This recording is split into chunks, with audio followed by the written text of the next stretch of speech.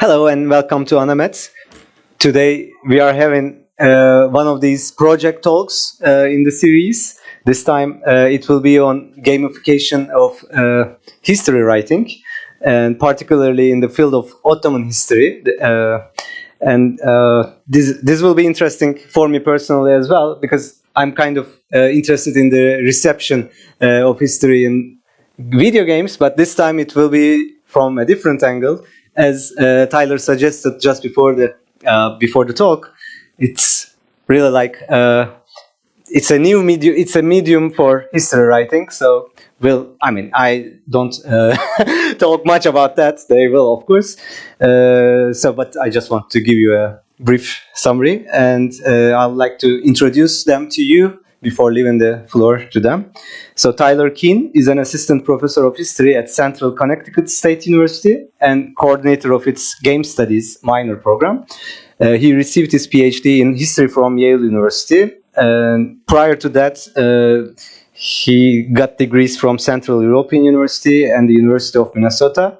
His primary research examines the Hajj in the early modern world, focusing on Ottoman sovereignty and power in the Hijaz. So Hajj Trail, one of the games that we are focusing on today, he co-created, and it simulates a 17th-century pilgrimage journey. And he is the sole developer on its sequel, Seyahat, A Journey to Mecca. And Erdem Kabadayı, our discussant today, is an economic historian based at Koç University. He obtained his PhD in history and culture of the Middle East and Turkology at the University of Munich after studying economics in Ankara and Vienna. Kabadayı was the principal investigator of the first ERC starting grant on the economic history of the Ottoman Empire and Turkey. More recently, he completed an ERC proof of concept grant in the joint fields of data science, population geography, remote sensing, and history. He has published individually and collaboratively in disciplines such as history, digital humanities, data sciences, geographical and earth sciences, and ecology. Please join me welcoming them. So thank you, Amir, for the invitation and the introduction.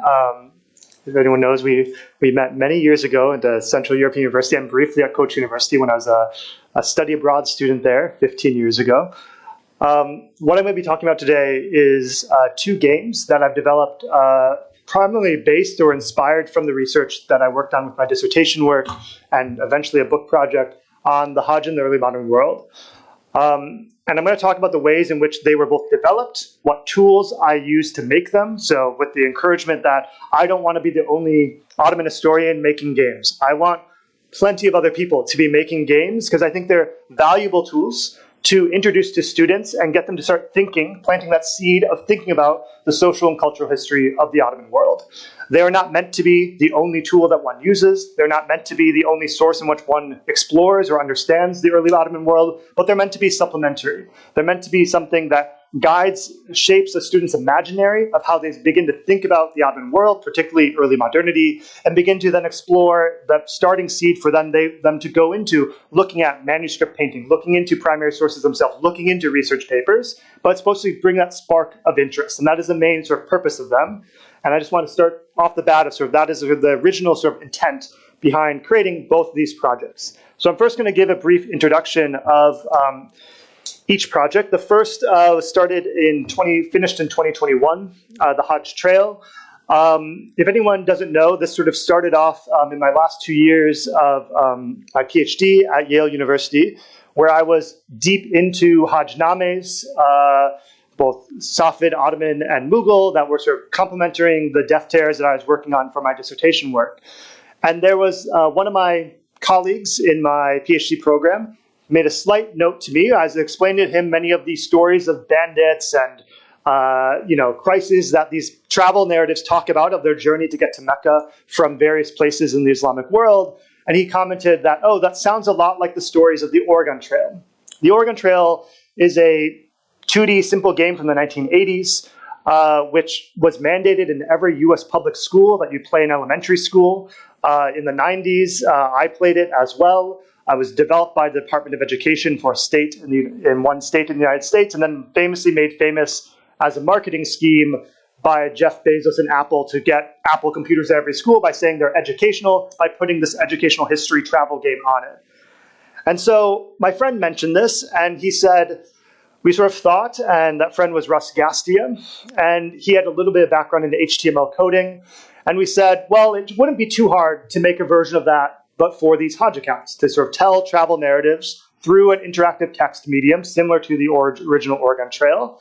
And those became sort of infamous words because it took many hundreds of hours to put together, to code, to extra research, and all these things for the actual project. But out of that came the Hajj Trail, which is a browser-based, free-to-play, text-centered historical simulation in the genre of a choose-your-own-adventure, with the goal to introduce students to the cultural and social history of the 17th century Ottoman world. You can see a little video here, clicks through sort of what it looks like. It's very simple. It's just text and image. You have choices throughout. It can take up to 4 hours to play through.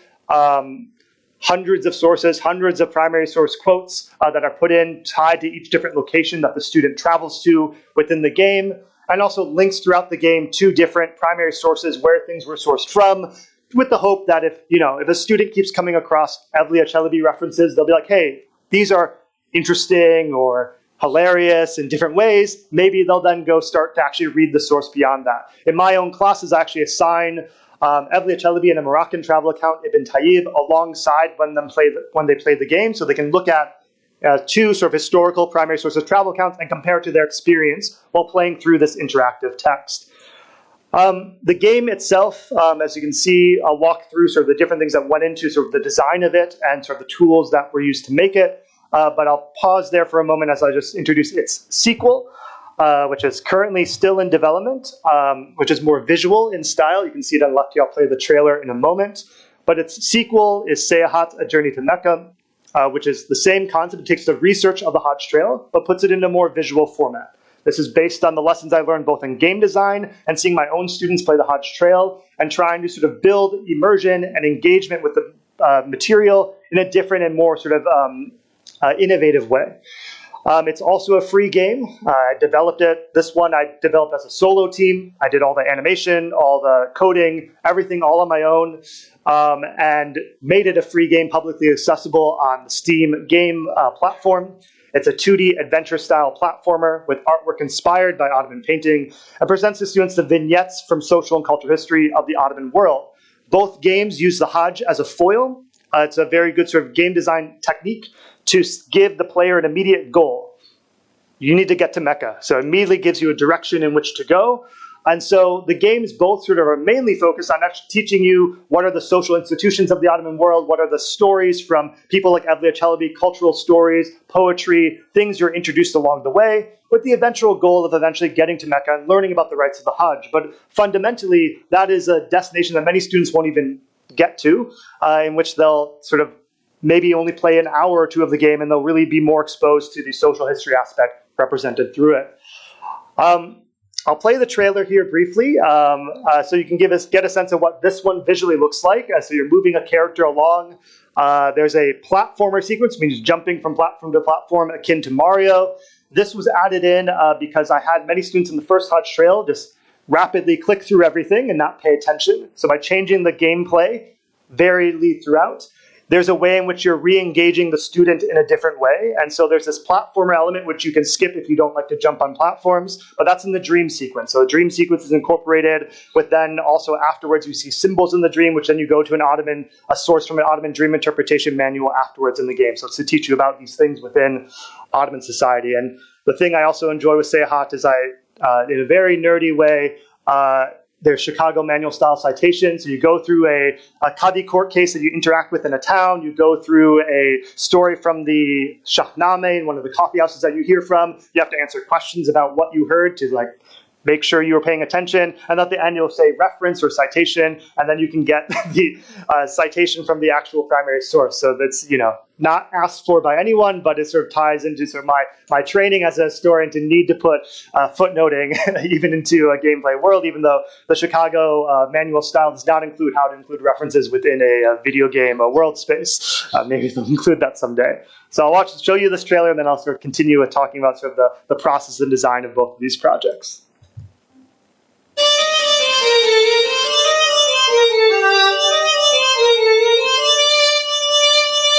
You can see it's mostly dialogue-based, but you move around in the world as well.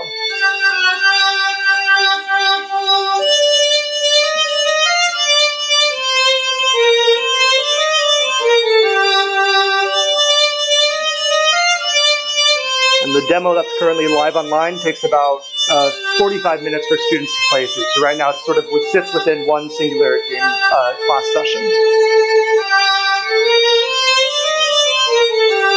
And you recruit different people to your caravan that represent different people you would encounter within the Ottoman world that are all sourced from different primary source scenarios. This is the dream sequence with the dragon. That's supposed to be the bridge in Mostar as well.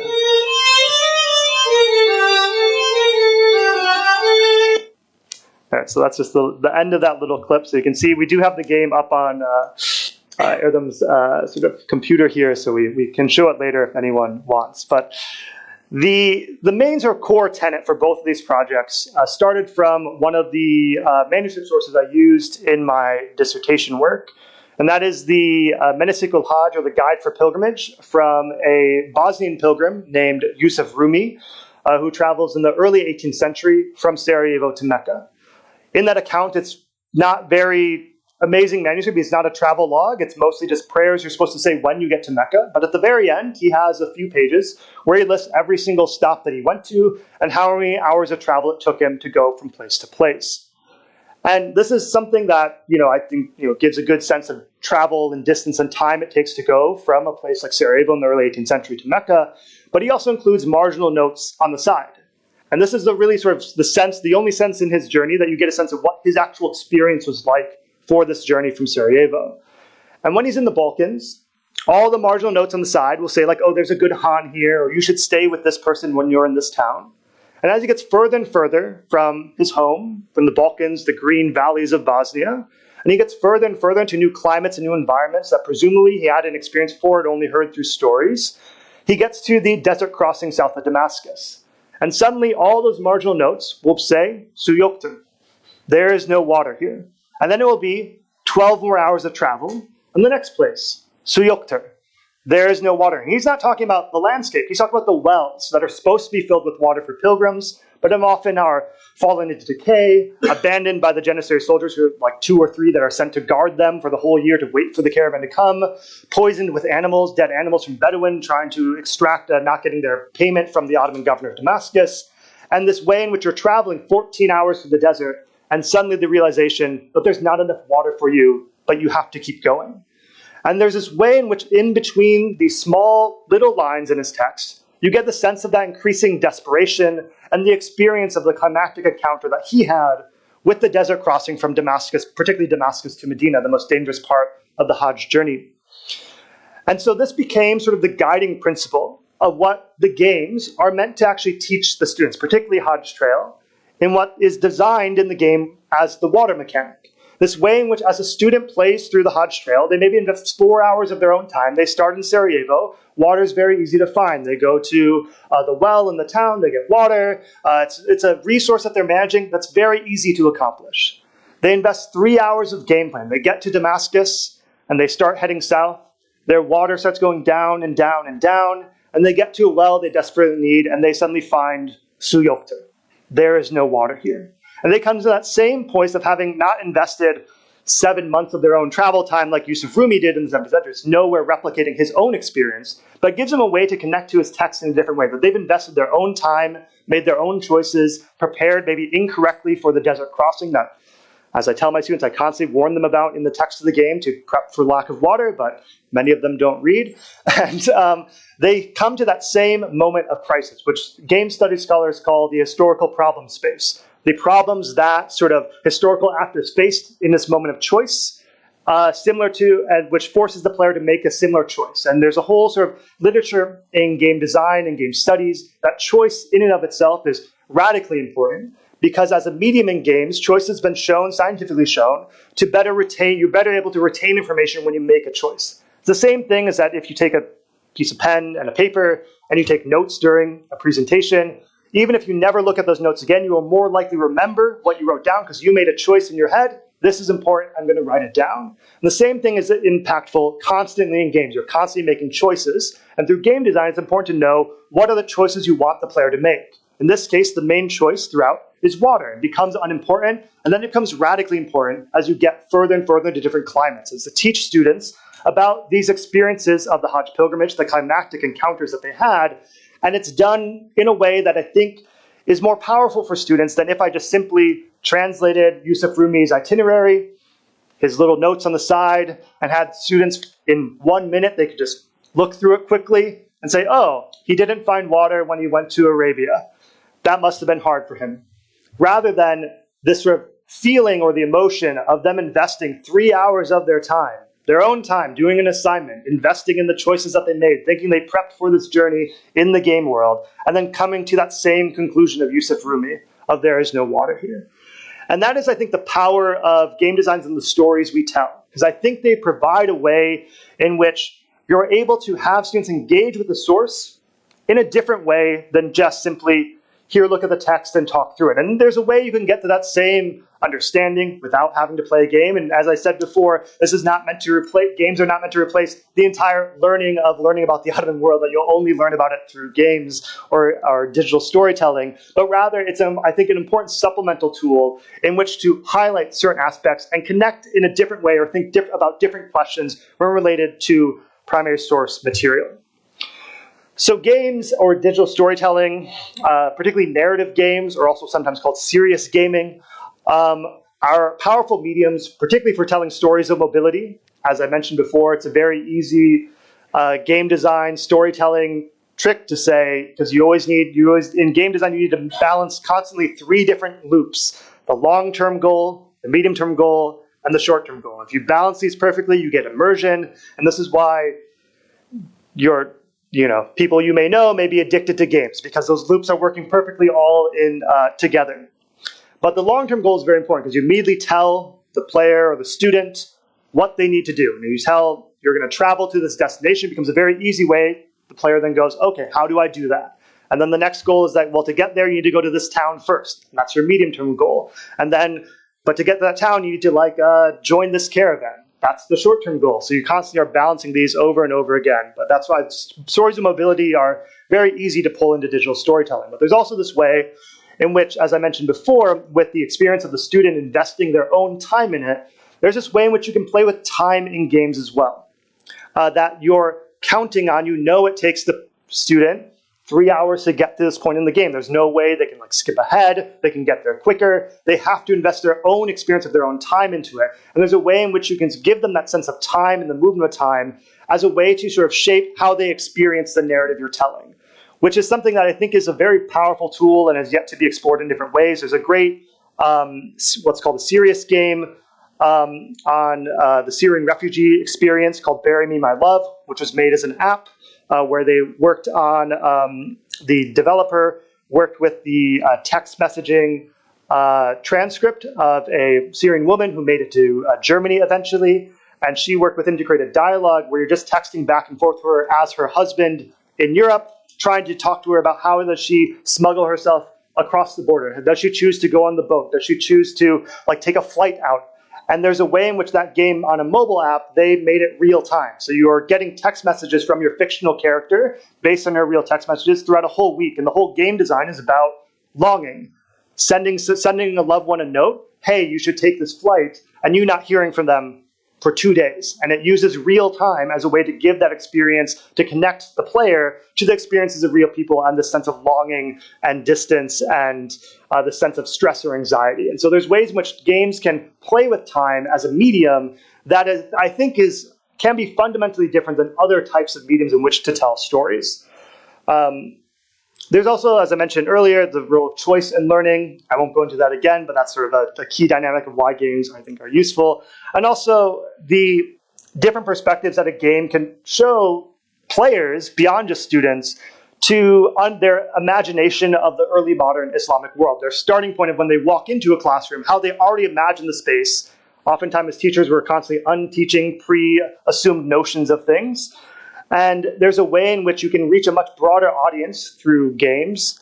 For instance, on Hajj Trail, I made it originally just for my classes, but I was asked to do an interview from a podcast in Bogota, Colombia, because they found the game and they enjoyed playing the Hajj Trail. I wasn't making it for people in Bogota, Colombia. They had a games podcast and they enjoyed playing it.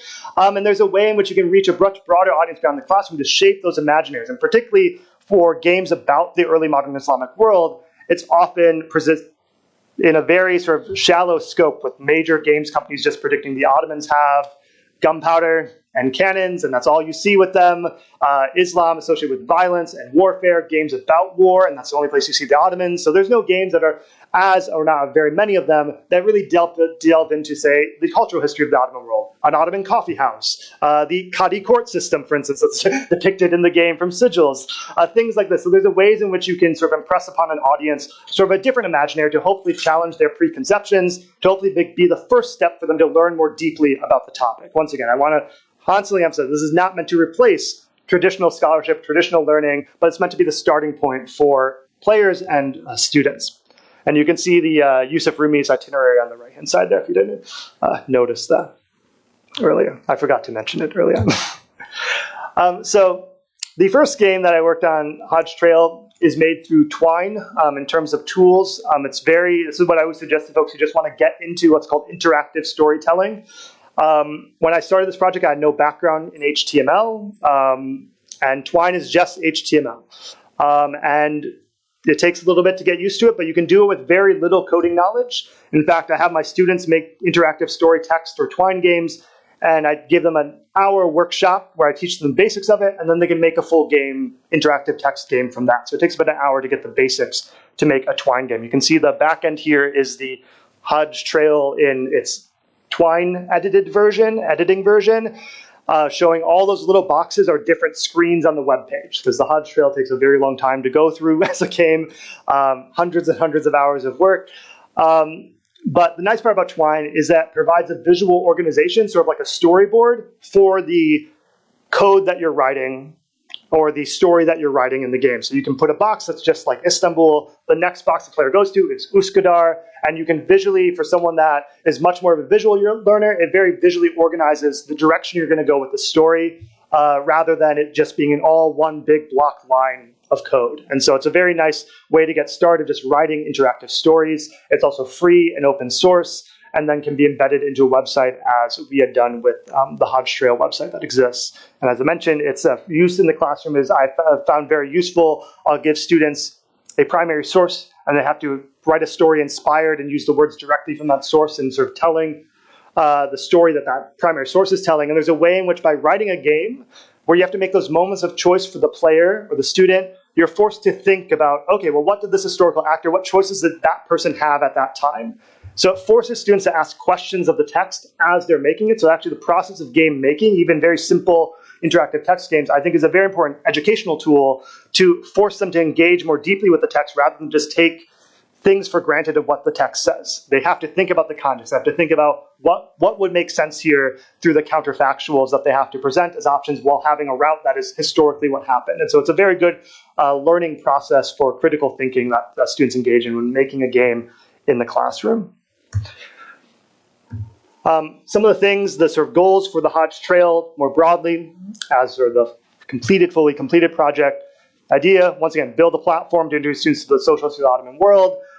I was starting off teaching at this time, and so if anyone has experience of starting off teaching, I teach now a 4-4 teaching load, so a heavy teaching load.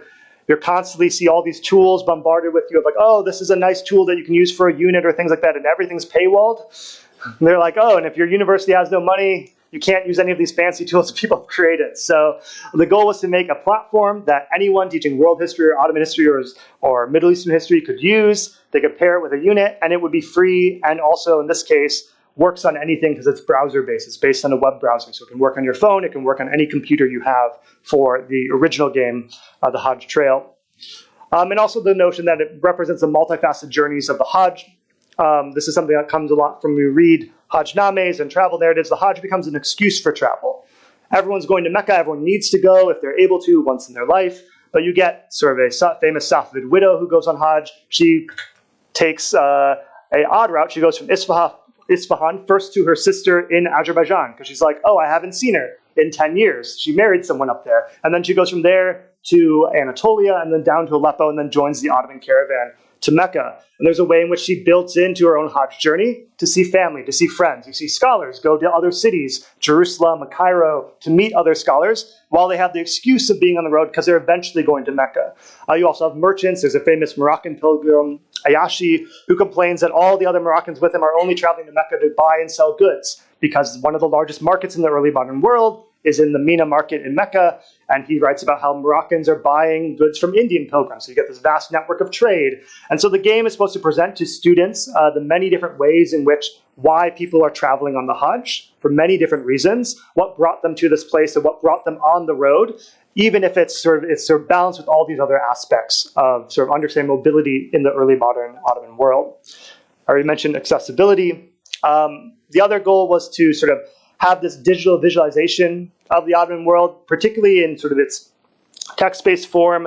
We did make a map, which is like combined two different Ottoman maps together. There's has the background there with then some custom graphic art on it.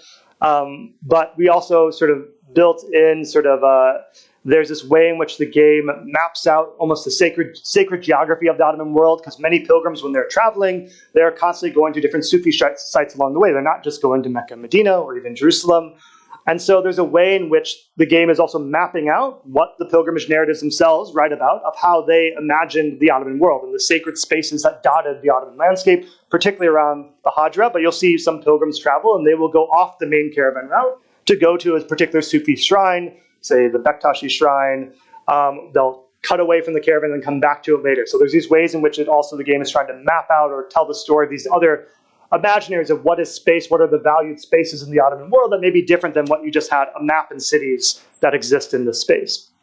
And then the target audience for the game was high school and undergraduate students, and I know it's been used in both spaces by other folks beyond just my courses.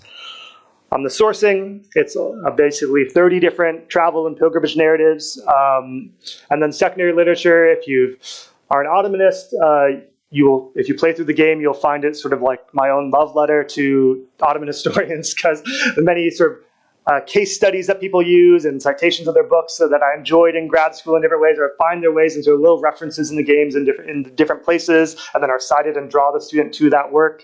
And so there's a sort of the secondary literature is also sort of built into it, and there's a briefer bibliography on the website as well.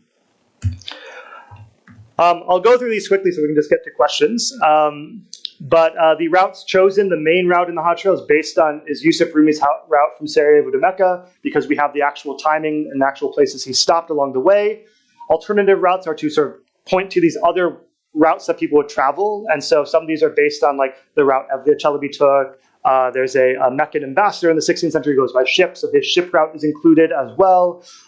So there's a few other ways to give also students choice of which direction they're going, but the alternative routes that are not on the official Ottoman Hajj caravan from Istanbul are more dangerous because to imply that you're not with the official Ottoman caravan. So it's sort of like this way of like bandit attacks. This is the height of the game takes place in the 17th century, during the 17th century crisis. So banditry is very big as a sort of thing to overcome when traveling through Anatolia and other places.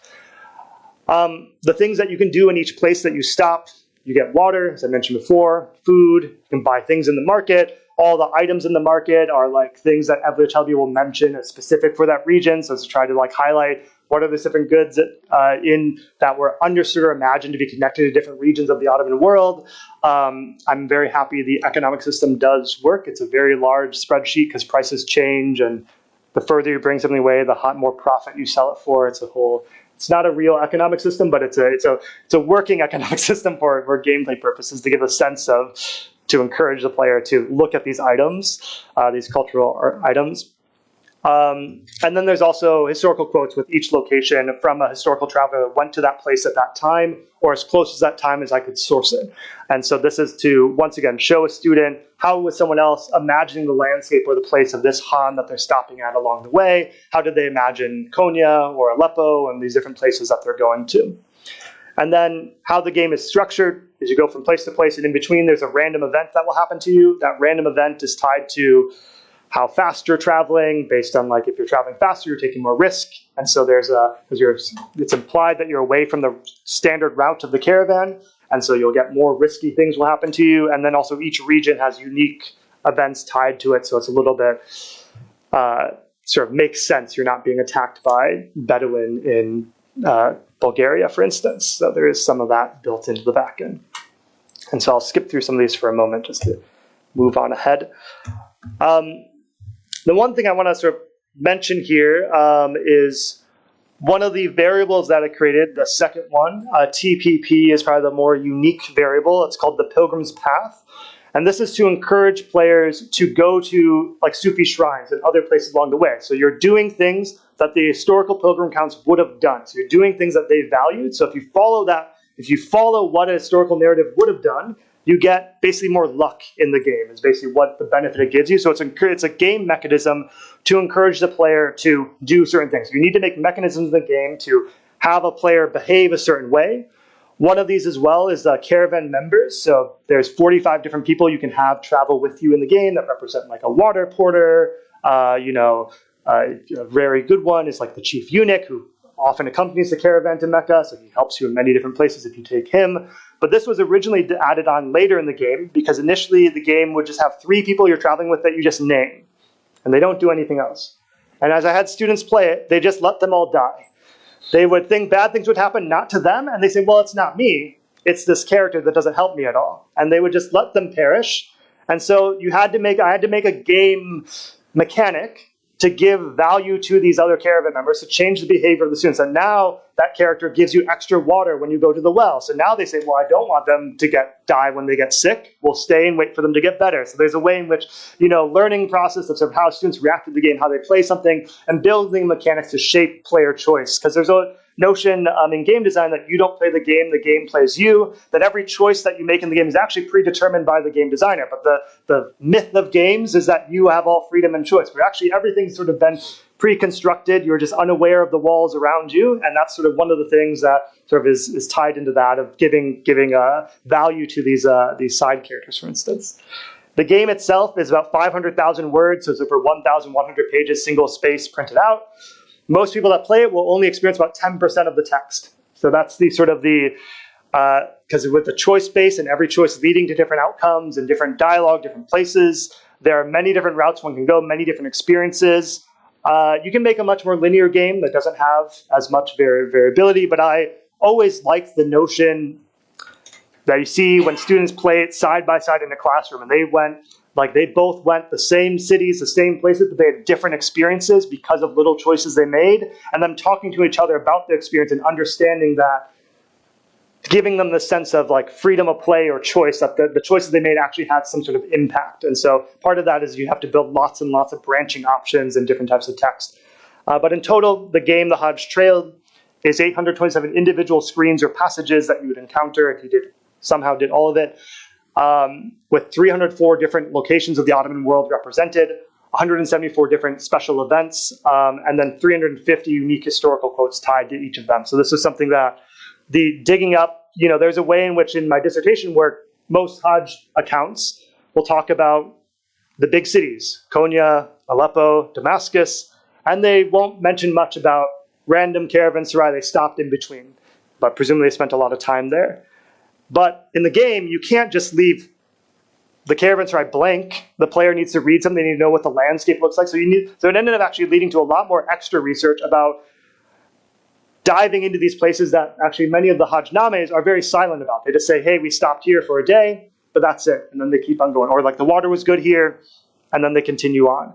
And so this led to like digging up a lot more other sort of primary sources to try to describe these places along the route itself. And so that's another aspect of the Hajj Trail.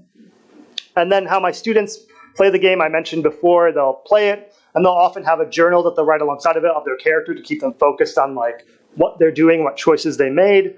They'll also have it compared with either, if it's a more modern class, we'll give a lecture on the modern Hajj and compare it and the differences of the early modern world and what the modern Saudi experience of the Hajj is, how it's radically different from the Ottoman era in different ways. Particularly the lack of the journey. Now, is to take an airplane and go to Jeddah, and then you take the train. It's very different than 3 months across the 1 month travel across the Damascus to Medina is always a defining moment for many of these pilgrimage accounts, and that was always a defining moment of their religious experience as well, of overcoming the challenges of the desert crossing, and so how that is, they can compare, contrast these experiences. Also, signing primary sources alongside it to sort of compare what a historical pilgrim's full account looked like compared to their own experience in the game. And then also the assignment of building their own twine simulation as well. The second game, Seyahat, which is as I basically build a chapter on it, I release it online. So currently it's a 45-minute playable experience in this 2D format on the Steam game engine or game platform. It was originally called Hajj Trail 2.0.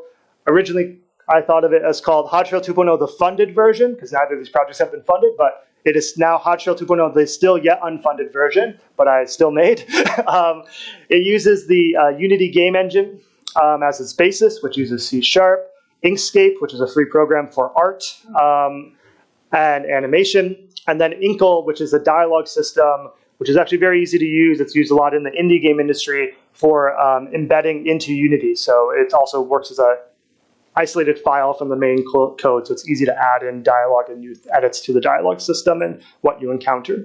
And these are all free tools as well.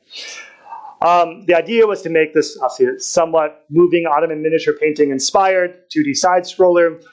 One of my things I never liked about the Hajj Trail is that it was always hard to find images for particularly rural landscapes, particularly in the desert.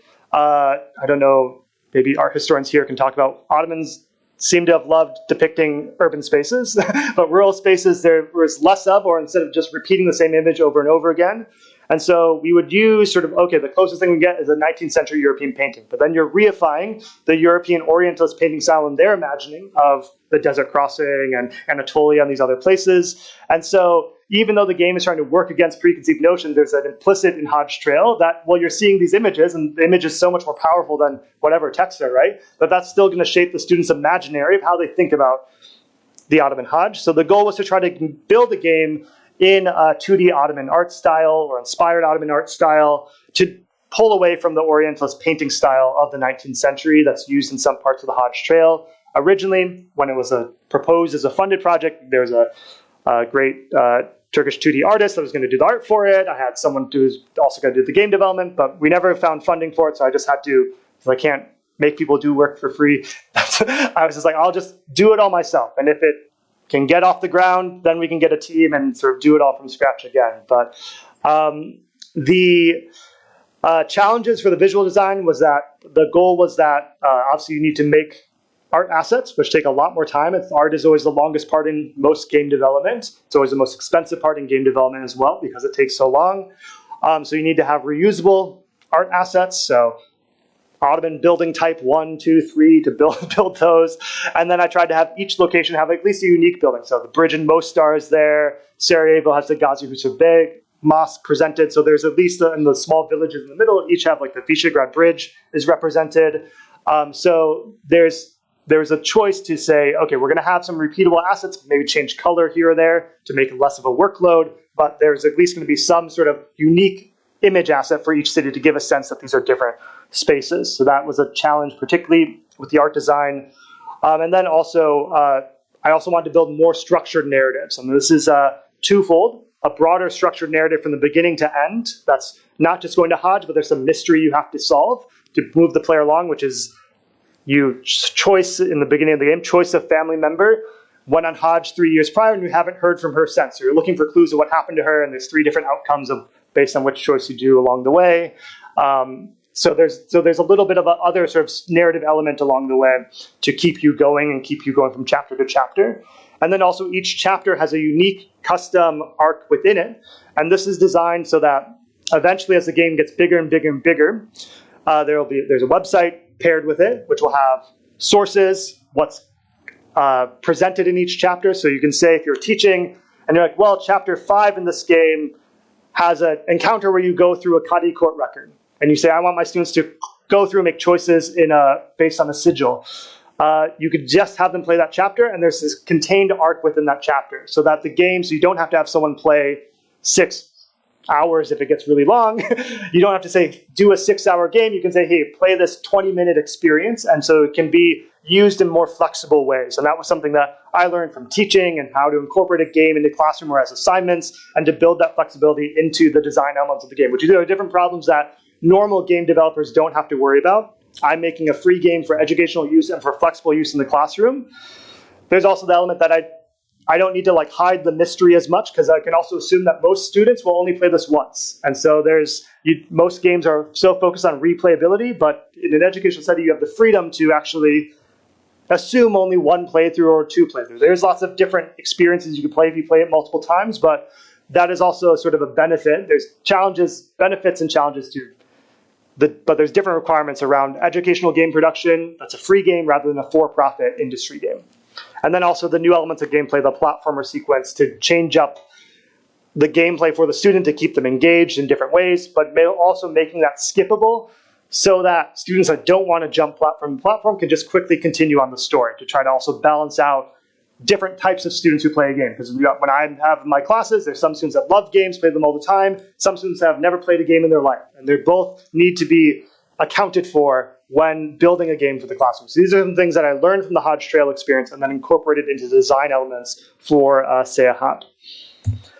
And then, as I mentioned, releasing chapters by chapters. And then Seyahat game is like the universal website that I made that just has the development timeline, that will be the basis eventually for what's in each chapter, and then has links to both Hajj Trail and to Seyahat, which is on the Steam engine. So I also need to try to make a paired place, and that's a site that I'll basically continuously update as I release chapters in the game, because currently there's only basically 2 chapters so far in the game. And you can see just as an image of the game on the bottom center there, and the bottom right is the in the Ink dialogue manager. Which is also a great tool. It's very similar to Twine. It's very non-code heavy.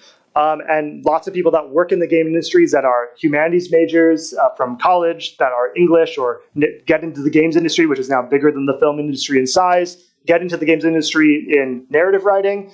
They will mainly on these projects just work in Ink, and they don't have to do any coding whatsoever. And so it's a nice sort of separate program that many people work with. And as I tell my students as well, only 40% of the jobs in the games industry are coding.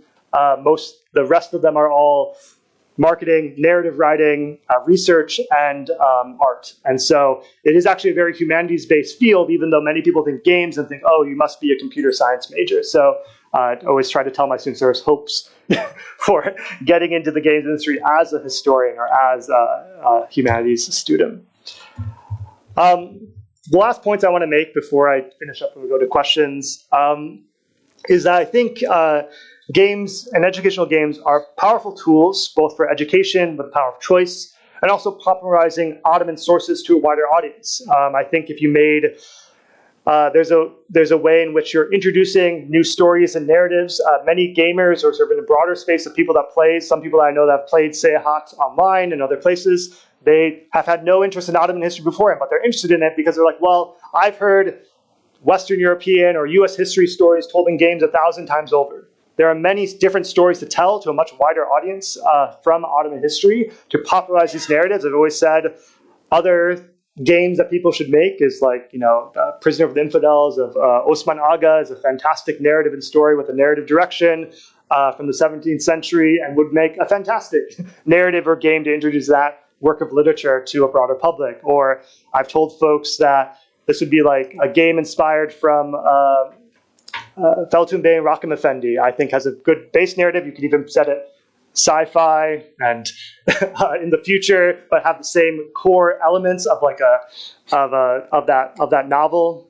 I can go into that later of my ideas for what that would look like. But there's many stories to sort of build from and narratives to build from. So one of the big things that you see in the games world is many people can do all the tools, but they don't have a clear direction. The biggest thing in game design is to have a clear direction of where you're going and what you're doing. It helped me to build the Hajj Trail and to keep going and building it because I had a clear idea of like, okay, what do I want to accomplish? What is the direction of this narrative. And I think building and leaning on telling games about, or sort of games that represent historical sources and narratives in different ways, can give you sort of a good foundation to sort of try to tell a story and then popularize that to a much broader audience to shape popular imaginaries of the past. And this is tied to sort of digital public history and also digital history as a discipline as well, and also social history as an important tool for digital storytelling. I always tell folks that game design is actually very similar to history writing. In history writing, you're also world building. You're telling a reader who has no idea about, say, the 17th century Ottoman past. The past is a foreign country, as they say, and you have to describe to them what it looks like, what is the context, what is the source, who this person is. And that is the exact same questions a narrative storyteller in a game designer has to say as well. They have to world build. They have to provide to a player, describe to them a world that they are unfamiliar with. And that's actually a very similar skill set that historians are well trained in trying to describe the contexts and situations that we work with and we write about. And also games, and particularly very powerful educational games, are often fundamentally microhistories. They follow an individual person through a tale and a time. And there's a way in which I think microhistorical approaches to history writing compare very well into educational game production. So rather than thinking of big, broader systems, focusing on smaller stories of microhistory, of individual stories, actually pair very well into narrative design for games. And games are often telling those individual microhistorical approaches to storytelling as well. And so I think there's future pairing in that as well, broadly for the field of historical game design. And then also increasingly, game design tools are becoming more easy to use, more user-friendly, more popularized. I think there's a growing acceptance as well of academic acceptance of use in games. For instance, my games work is being used as part of my creative activity research category at my university for tenure, which is rare, but shows there's some possibility of that at some institutions. And there's also, for instance, the American Historical Association recently created a category for games or producing games and reviewing games critically as a peer-reviewed pursuit as well. So there's more official recognition of this work as history in games. But there's also the challenges. I already mentioned the third to last point there, but there's also the challenges in funding. Funding models usually see games as relatively unserious pursuits in the academic world. So I think there's a disconnect between the broader sort of cultural impact of games and historical imagination and funding for projects to create educational games. Presumably in time that is changing. There are some, I've seen particularly in the European Union, there's more direct funding for educational games, but the US is very far behind in that, and other places as well. But I think that will begin to change, which hopefully will produce more educational tools and games for people to use to introduce topics to their students and to a broader audience. And so the last thing I want to note is that I think there's also a great possibility for games to also be paired with museum collections as a way to popularize and connect players to museum material. I set up 2 courses this term at Central Connecticut State University. We were at my Ottoman history class, my history majors, and my game studies class. And we worked with a local museum, which happened to have, randomly in the middle of Connecticut, 17th century Levant company papers. And they took 5 documents. The history students did research on those papers. They created narrative stories inspired by those papers. The game students made an interactive dialogue text game to develop artwork, music, and all these things, using the museum's collections as that artwork as well. And then we presented it at the museum at the end of the term. So the museum got a free product that introduced their game to their materials to a wider audience. The game students got a resume builder that they worked on the game as like art designer or sound designer. And the history students got an example of sort of trying to write for a broader audience than just sort of an academic paper, while also doing research on these direct documents. And I think there's a sort of a future, particularly in educational game development and working with sort of sharing collections more widely and having this partnership between game development, history, and cultural resources. So that is everything I have in this spiel. Thank you all for listening, and I will jump into questions. But once again, there's a link to the site that sort of has everything in one place. And then if anyone has any questions, you can email me. I'm also free to, if anyone wants to talk with their class, I'm always happy to do that. And I always apologize to students who died in my game. I apologize to them for that. Also general questions or collaborations, if people want to contribute any research, or you have a case study and say, hey, I would love this to be encountered in a game for a dialogue, I'm always happy to take. I take lots of sort of work from my friends that have done research, and I sort of put their case study into the game, and the students can interact with it and then cite them at the end of the dialogue. So if you ever want any work that you're doing, and you think, hey, this social history story would be useful, I want to expose it to more students, let me know, and we can always sort of work on putting it in. So thank you all. Into questions? Dear Tyler, thank you very much. I normally don't use this, or don't want to use it for this fascinating talk. You know, normally it's just, I think it doesn't, most of the talks that I've discussed don't deserve that, oh, it was a fascinating talk. But I seriously do mean that this was fascinating for me.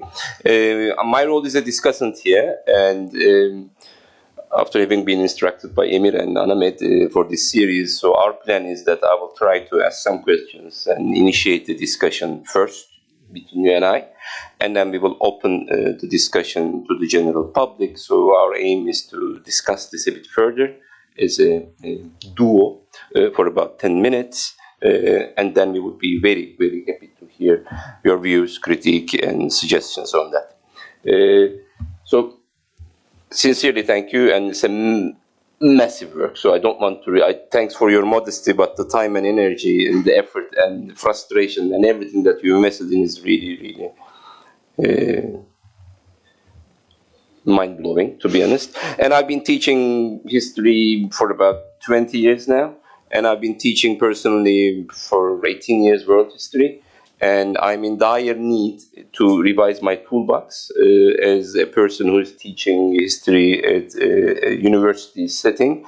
So I'm very much excited that there can be solutions to, drastic solutions to our ongoing problems. So let me say that, and thank you very much for your efforts in this. So I've got 5 questions which are interconnected based on your presentation. And if you do not mind, I'll just ask one, maybe you reply on that, we go back, and we will see how we go on. I think if it's all right, No, that works. let's improvise a little bit. That's probably fine. So I will start, I'll just try to follow the order of the presentation, and in the beginning you just used the term that these games are tools and powerful tools, and you, I think, ended with powerful tools.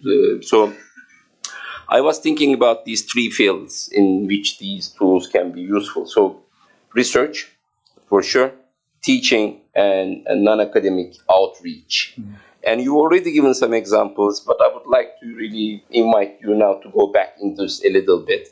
I mean, I can imagine that, you know, if you can reach Bogota, or if the people from Bogota can reach you, that's probably non-academic outreach. That's impressive. And I was about to ask this research part of the thing and connect it to the required outputs that we would perform. But you also mentioned a little bit like your own position in your institutional setting, or the new wonderful practice that if you review a game, it can be also important. But could you please talk a bit more about these 3 fields within which these tools can be useful? Especially, what do you think it would be beneficial for the producers of this new medium, academics, regarding the research or the recognition in the field of research? In teaching, I've got further questions. You do not need to get much into detail, but so it would be nice to hear your personal experience and how things can go smoother and better, especially for the research output and non-academic outreach. Yeah, thank you for the question. Yeah, thank you for the question. I think the research output is something that, like, I'm in a very fortunate position because my university happens to have a public history program where everyone just works in museums, and they work with our union to redefine research as creative activity, which they're able to bring games into. So it's sort of by accident that my games work counts for my tenure file or is officially recognized in terms of my promotion, which is very rare. I don't think I've met one other person where that is possible at an institution. So it is a very random thing that it counts for something. But I think the way in which, in terms of like talking on an institutional basis, is the way in which there's value in it is I'll talk about in a moment the actual fundamental research value of making a game and the questions it forces you to ask. but also the outreach, I think, is the big thing here, because it can reach a vast audience. From Bogota, I had someone initially for Hajj Trail use it with the students in Malaysia and want to do a Malaysian translation of it. There's the immediate sort of outreach that you can reach to people with it. That I will be writing my book on the Hajj and the Surah Defteleri, and I hope people read it at some point when it comes out. But far fewer people will see that than see the work that I present in these games, for better or for worse, in terms of what we think about humanity and knowledge production. But there is a sort of a way in which I think there's immense value, because games are already shaping how students and the public think about the past. And we've just left it up, as most historians and academics, to AAA game companies, big studios, which a few of them have hired full-time historians to do consulting. But the people that work in those studios talk about that they're always overruled by what's called in the games world the rule of cool.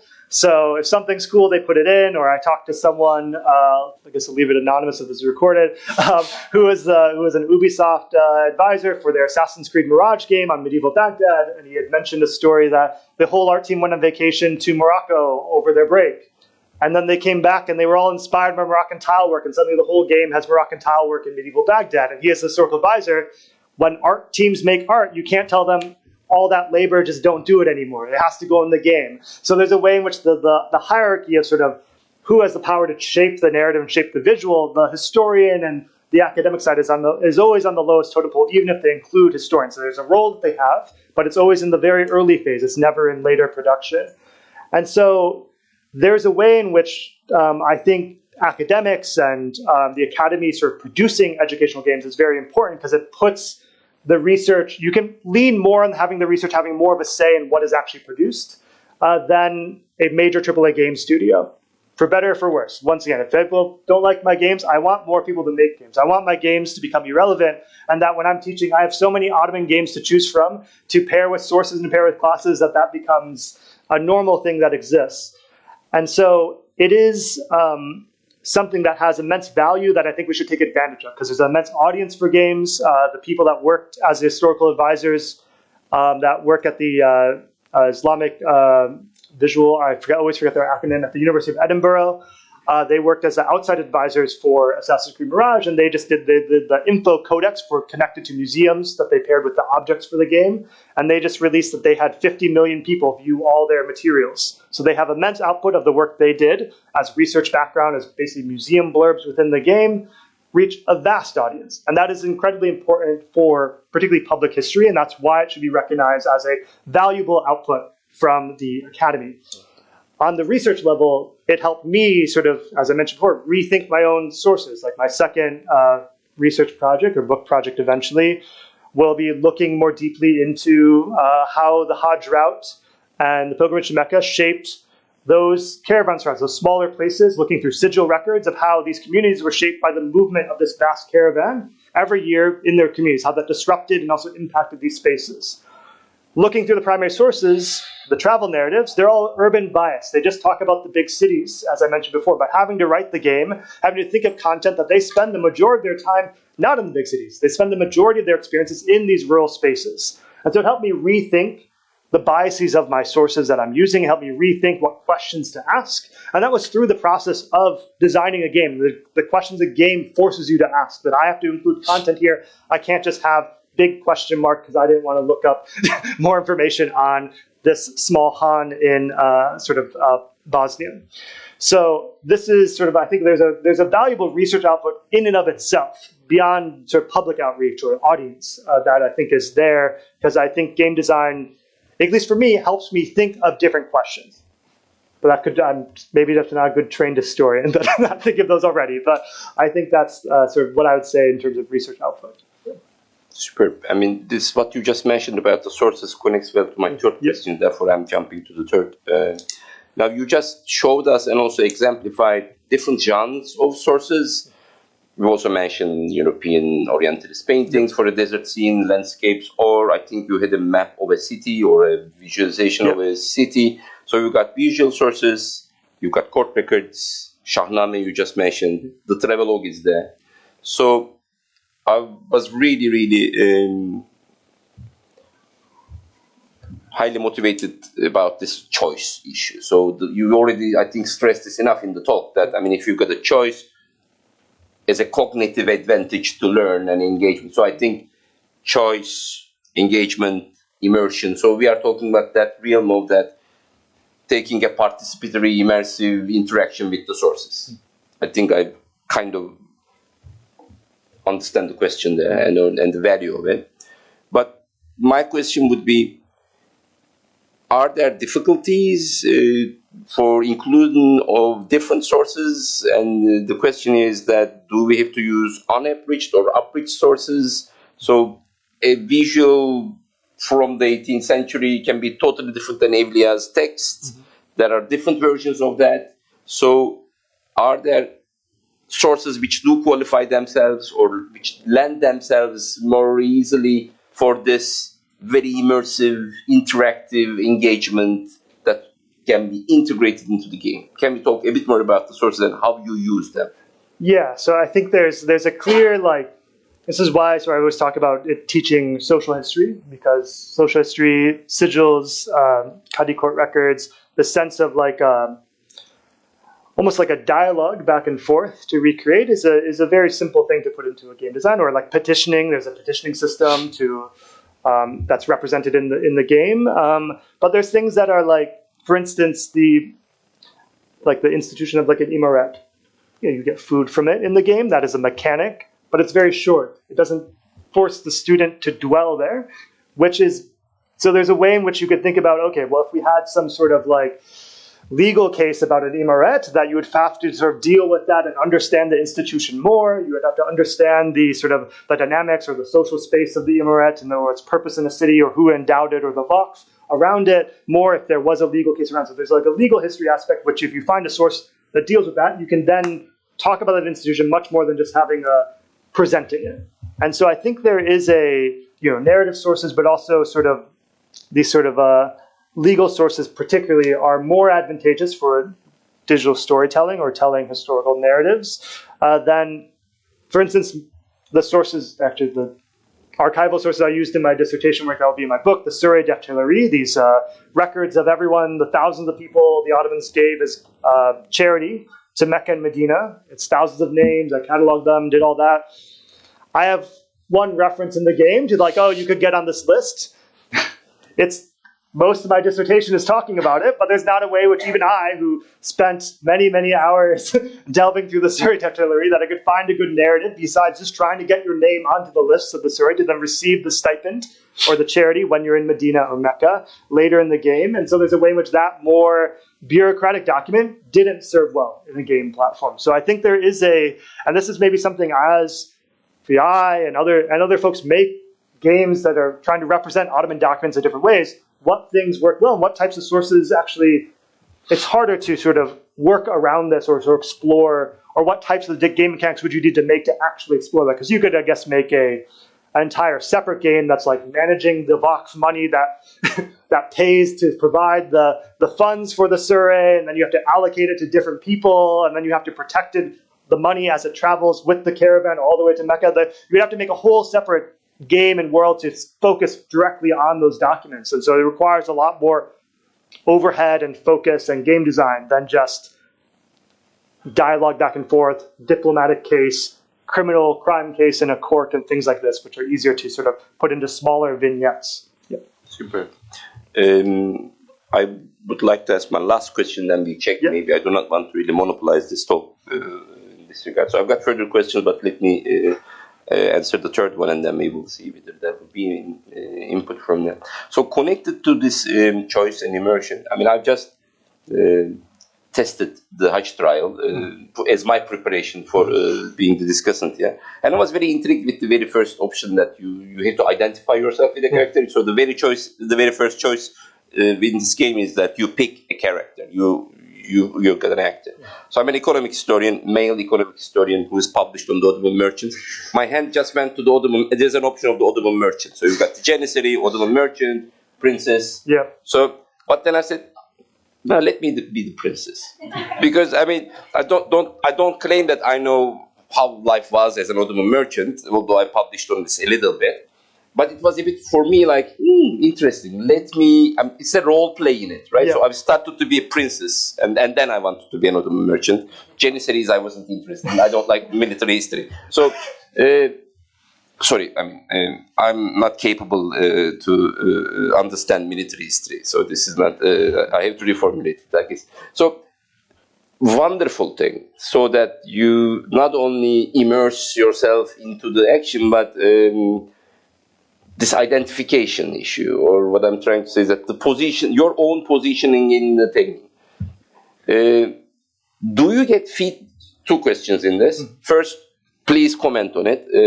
I think one can spend a bit more time of the advantages, disadvantages of this, the beginning of the game, because even before getting context information, you have to pick your identification. So who are you, what you are, and it will probably put you on a different track, I would say. But connected to that, you already mentioned a little bit, and there was a slide on how you use it in the classroom. The students should submit a journal. Yeah. So what is the feedback loop? So, two questions in it, one, but I'm sorry. So first, could you please give us a bit more about the mechanism that you are using? Mm-hmm. Because do you watch over their shoulders and then they die or kill each other in the game? Or do you get a feedback even if they are playing the game outside of the classroom is the first question. And that's the technical one. But I would be very, very eager to hear the feedback of the users, students, high school students who can be that, about this identification thing. What do they think about putting a different hat and going through the game? That would be interesting to hear. Yeah, so that's a great question. So the Hajj Trail has 5 initial choices. With the default one, which is always the most suggestive to a player of what they choose, is what the default button you have on is. And I know from the back-end testing data, it was like 60% chose Ottoman princess because she's the default option. She was chosen as the default option because women of the royal family were the ones who sponsored the Hajj, and they're the ones of the royal family who go on the Hajj. They're there during the sort of starting of the Hajj ritual. They take off their niqab with the daughters of the Sheriff of Mecca. That becomes the big opening of the Hajj season. And the only Ottoman princess to die in battle is during the destruction of the Ottoman Hajj caravan by Bedouin in the early 18th century. And so there's the endowments all along the Hajj route are all women of the royal family. So they represent the Ottoman royal family. And so it is the starting point is also the easy option fundamentally because you start with the most money. There's also a job you have to endow you choose a place along the way that you can start an immerse here, or you can start, technically students could embezzle the funds too, and there's a negative aspect to that in the game mechanics to try to encourage you to just embezzle walk funds. But this is there's a difficulty level with each character, but they're also supposed to the 5 options are supposed to represent what are the different reasons people are going on Hajj. The sort of thing I mentioned before, the multifaceted reasons of why. So as each of those characters has 3 different side quests or objectives that the student can choose from. And that sort of gives you a sense of, you're the Ottoman merchant. Okay, what is the economic motivation for going on Hajj? What are some of these other sort of factors that fit into that are from the narratives? The widow is the most difficult option, an impoverished widow, and that is to tie to that. Many people would go on Hajj at the very end of their life because if you die on your way to Hajj, it's a blessed thing to happen to you. And we see this in lots of Hajj accounts of wealthy widows or widows going or paying their way down. Paying the way, sort of impoverished widows paying station by station by station by station on their way to Mecca. And so that is to represent that story as little as it can. There is slightly also different dialogue that you get from people based on what you chose, though not as much as I'd like. There's a lot more of that built into Seyahat. And so that is the reason for that sort of identification and sort of what it's supposed to immediately tell you about this experience you're going on as a student. Because it also brings these preconceptions that you have of, I'm this position, and the role play element to embody yourself into a character brings immersion, that you have some stakes of what happens to them. You get to name them as well. There's a default name you can choose, but you can name it. In the Hajj Trail, you can name whatever you want. In Seyahat, because I didn't want to add with the controller, a keyboard, you get 3 choices. So that's a coding limitation on my end. But the feedback loop fundamentally with this as well is that there's 2 modes. I've done it where I've had students in a lab and they all play the game, and I sort of see how they're engaging with it in different ways, what choices they're making.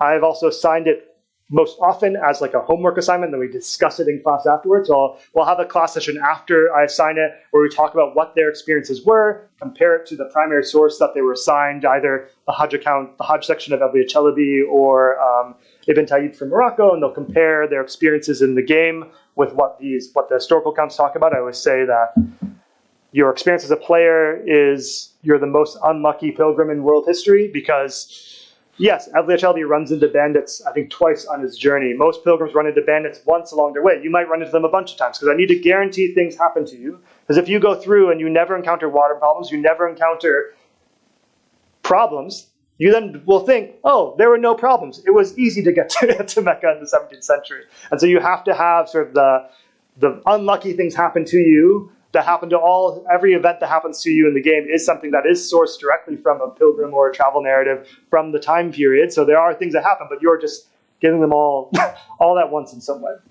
And so I'll see students engage in the class, but I'll also have them write this journal where they'll say day by day what they did, once again embodying the character. So I'll tell them to write as their character because this is a way to get them to, once again, think more seriously, because if they think that if they embody themselves in the character through role playing, they're going to take more seriously the choices they have to make. Because now they in first person. In first person, so I have them write first person. I used to have it be like either or, but then I shifted to first person because I saw the students that did first person were much more careful about the choices they made because they suddenly felt a connection to the character for them to survive, for them to succeed, and this embodiment allowed them to take more time reading deeply the text that is there. So that's what I shifted to, and then we'll have a discussion afterwards. And that's sort of the general feedback loop. And that's what I've done with Seyahat as well. That one, because it's a 45-minute playthrough at the moment, I can have them do it in class as well, so I can see them all going through that game and what choices they made as well. But, yeah. Thank you very much for the detailed answer. Now, the floor is open for public engagement. So, questions, remarks, this is your turn. Please. I think there is someone, yes, at the back. I wanted to ask, while you were making the game, were there any other games that you took as an inspiration while making the game or before you made the game? Yeah, thanks for the question. So particularly the first game is Oregon Trail, which is, if you play the Oregon Trail, it's like free online from 1980. It's a very simple online game, but it's that one, the simple formula is you choose your 4 travelers with you and you travel across and events happen to you. So the same functional game mechanics, besides water and all these other things, TPP and all these things I added to it, but the baseline, the core of it is there, based on Oregon Trail. For Seyahat, there's several inspirations. Obviously, the research is from is Hajj Trail, so there is some connection to that, though it's sort of like, it is a very different beast of sort of how you play it, the narrative and everything. The visual style, I was making this before Pentiment came out, but Pentiment is a game that reimagines you're like a manuscript painter in 16th century Germany, and it's a fantastic game made by Microsoft Sub Studio, done in European manuscript painting style. They had millions of dollars, so it's beautifully done. But I was making this before that, but then that became a very easy thing to tell people. Oh, this project is Pentiment, but Ottoman, basically. So Pentiment definitely has some inspiration there and how they're structured. That one's more of like a murder mystery in a town, so it's not a travel story. And then also, if anyone's played Wingspan, it's a board game where you collect birds. Well, there's a Nintendo Switch version of it that has the birds, and they're old, they're based on 19th century botanical like drawings of birds, and they animated them to slowly blink and move. It's very beautiful. And so that made me in Seyahat say, I'm going to make every one of my images, when you talk to someone, they blink and move their arms. Which, when I have 65 different characters you talk to, became a whole month of work based on that one choice. If you play Seyahat and you see them blink, I just have to be thankful. But that's based on the game Wingspan, which I was just inspired by their artwork, and I thought it was very nice because instead of having a static image, even the notion of putting your controller down or your keyboard away and things still move, even if it's very simple as like the character just blinks, it gives you a sense that the world is living on its own. So it creates immersion, even through a very simple thing like that can be done on like a no-cost basis game like this. Yeah.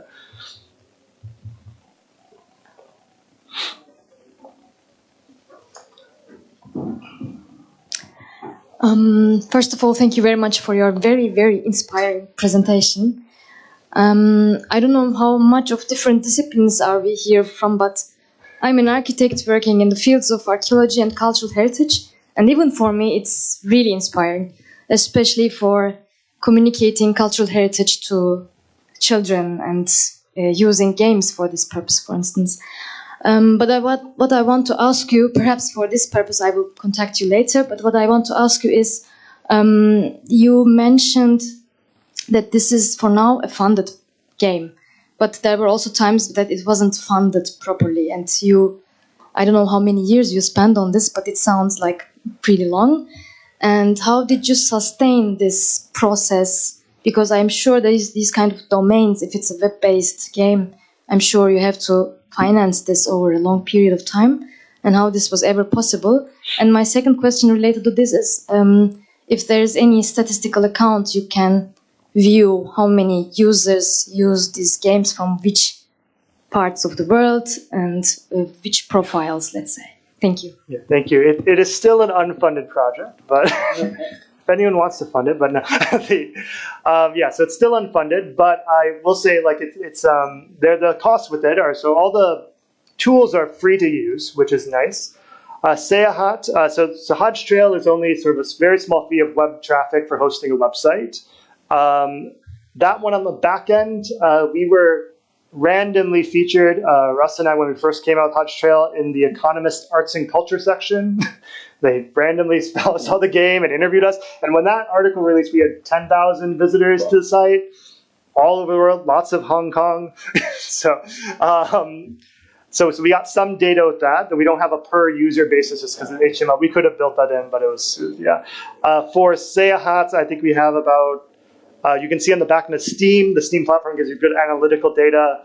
I think we've had like 2,000, 2,500 unique users because it's not, it's still in development.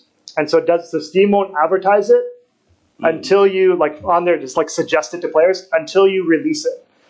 Who knows how long that will be when I fully finish it, but the free demo is online. So we've had about 2,500 play. As of that was a number, I only looked at this last February. So I guess my students have played it and that's like 100, 200. So there's probably been more since then.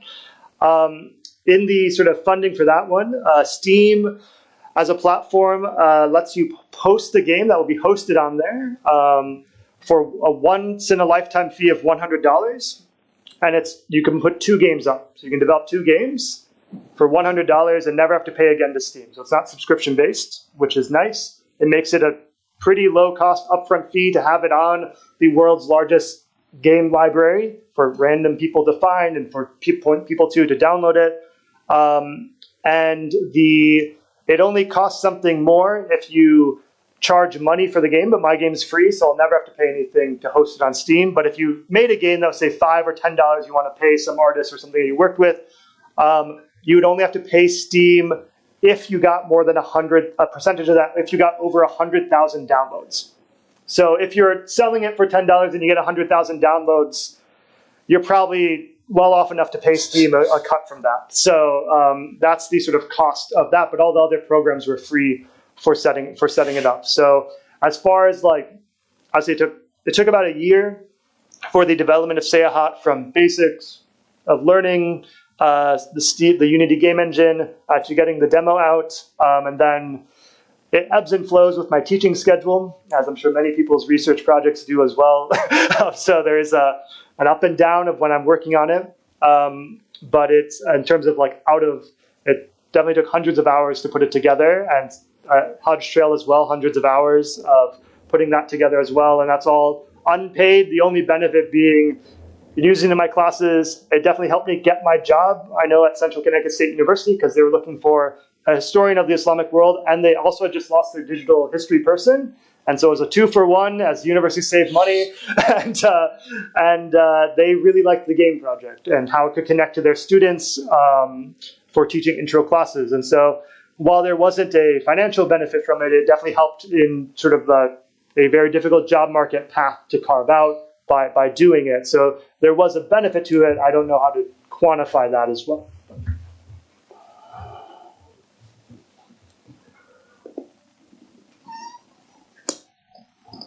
I want to ask about serious games because there's a bad reputation about serious games. They tend to end up being a questionnaire kind of. And I understand that there's budget problems and also it's time consuming to do other games. But in an ideal game, in an ideal world, what would be your genre? We talked about Ubisoft, but it's like an action game, and I don't think that's ideal for education. And like, what would be the perfect game? Yeah, no, there is this notion with serious games that are either just questionnaires, just questions back and forth to the player, or some people call it, if it's a 3D game, a walking simulator. Is another negative term people use for some things.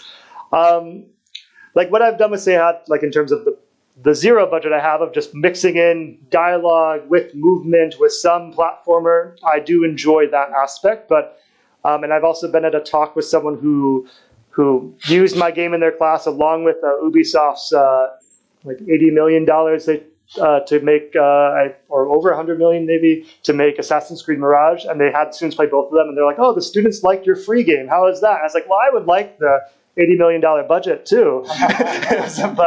But I think the notion of like what I would do if it was like if I had a bigger budget and wasn't restrained by like the cost, it is simpler to make questions back and forth and dialogue-based games.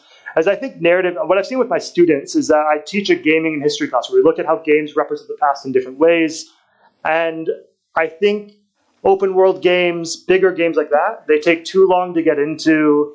Yes, they're very immersive, but you do need, I think, a stricter narrative structure to guide the player through the historical lesson you're trying to teach. So I think these like looser games that are based on like open world or different mechanics are beautiful. They're well made. They can definitely teach you something of the past, but for use in the classroom, for directly getting to the point, I think a stronger narrative structure or narrative story games are better for that purpose. And I think I would probably make like, I think 3D would be really cool as well. I would love just like the budget of Pentiment, but make Seyahat.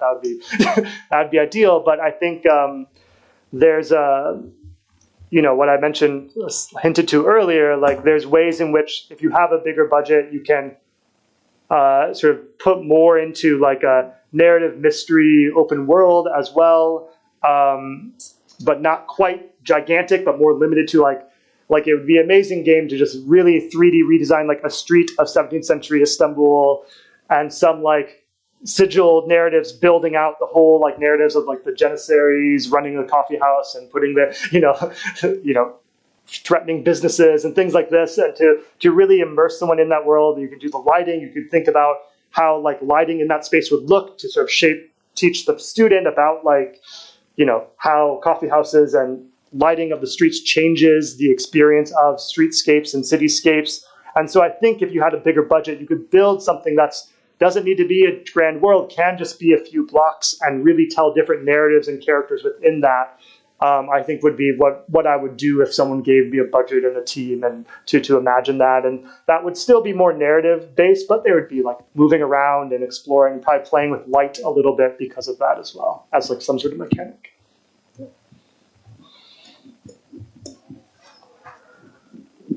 Okay, that was really fascinating. I was really excited. A couple of things from my own work came to mind as I was listening to you, with which I think there are parallels. One of them is the object-based learning that's applied in museums. So, you look at one object and you look at its history, you look at who's used it, you look at which other people's hands it's gone through, so on and so forth. So it becomes, as you said, it's really micro-history, but you're taking one object, and around that object, you're actually learning a lot about the world. Another thing that is parallel also, I think, is, and this is from the middle of the 20th century, the international situationists and how to understand cities. where Guy Debord's idea of the dérivé was that you would actually roam in a city sort of aimlessly, but sort of let the city take you places intuitively in a way, but there would be many factors involved, not just the physical structure of a city, but maybe people you met along the way, and so on and so forth. And in reflecting upon that experience, you would better understand a city. So there are many parallels I see also in terms of on all of these, and I think in games as well, in sort of slowing things down, diminishing the scale, but also slowing down the process in terms of better teaching. So my question is, I mean, I think this is fascinating work, and I was just curious whether or not at the university that you're in, that you have a chance to collaborate with the Department of Education, which I think is, so then that could link to cognitive science and maybe some comparative studies in terms of how children or adults learn. Yeah, thank you for the question. I think those parallels, especially with objects and contextualization and the micro approach to slowing things down, is really accurate. I've also seen someone do a project on looking at a game that tries to recreates like a ancient Roman city, and then they played through the game but tried to understand it through memory of landmarks and navigating space, and compared it to how people actually understood city spaces through the 3D creation of that game. So I think there's definitely parallels there that I've just thought about. But in terms of, I think there's definitely collaboration. Like lots of what I talk about is, and talk with folks about, especially in game studies, is not just sort of making the game, but the pedagogical approaches. And as everyone at a university, there are structural divides between my university is the Department of Education, though we do work with them. Like half of my students are history majors that are getting their teaching degree, and so many of them are looking for tools to use in their classes. But I think more deeply thinking at the science behind games and education is, and working across disciplines essentially is a very fruitful sort of avenue as well.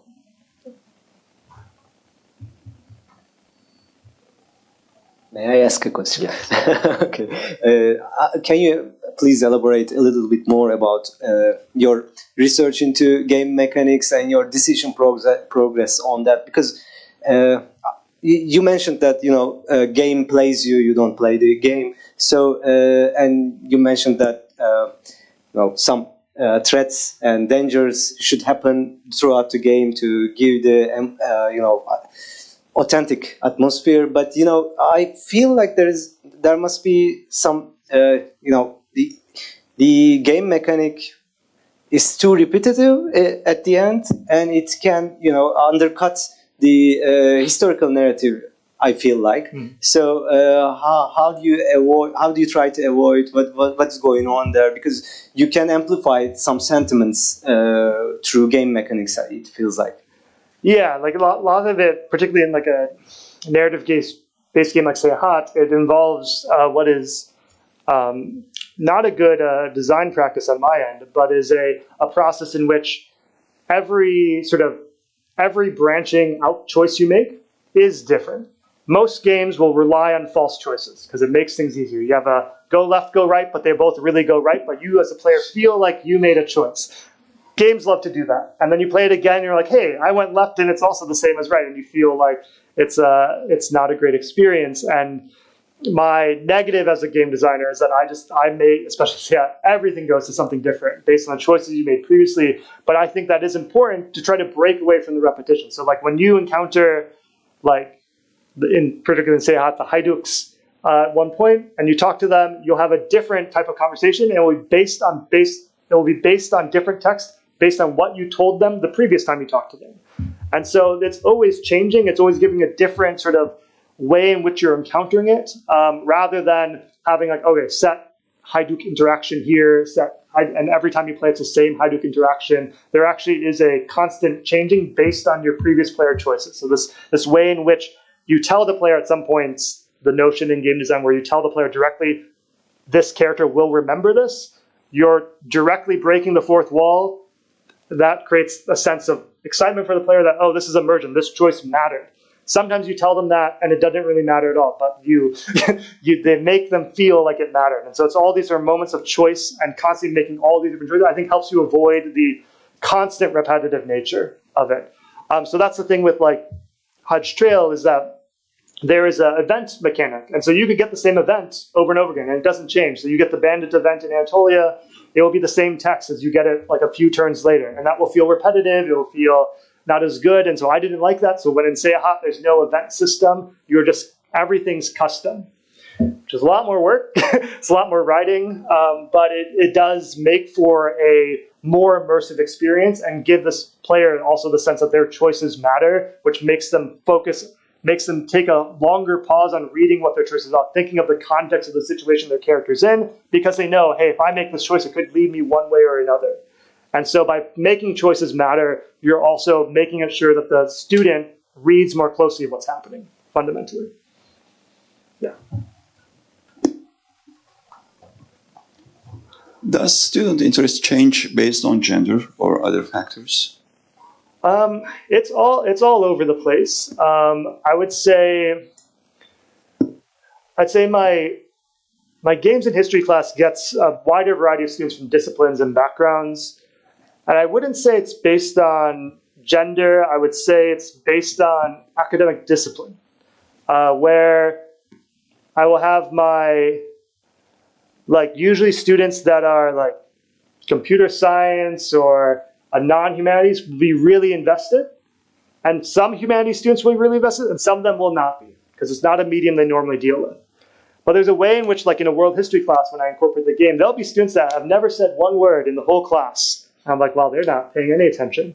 And then they get really deep into the Hajj Trail, ask all these questions. There's a way in which they're more familiar with the medium and they engage with it more deeply. So I think it mainly based on what I guess would fundamentally be training or interest that leads you to that type of discipline.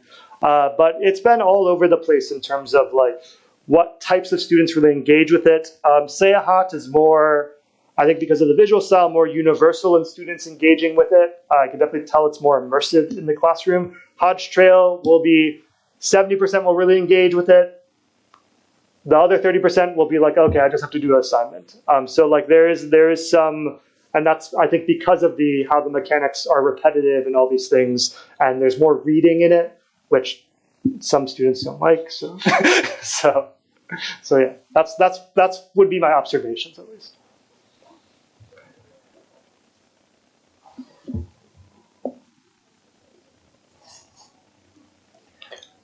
If there are no further questions, I think it's 6:30, then we are concluding here, and by thanking Tyler for this. I mean, not for the talk only, but the huge investment behind it and for the talk. Thank you very much. Much appreciated. Thank you for coming.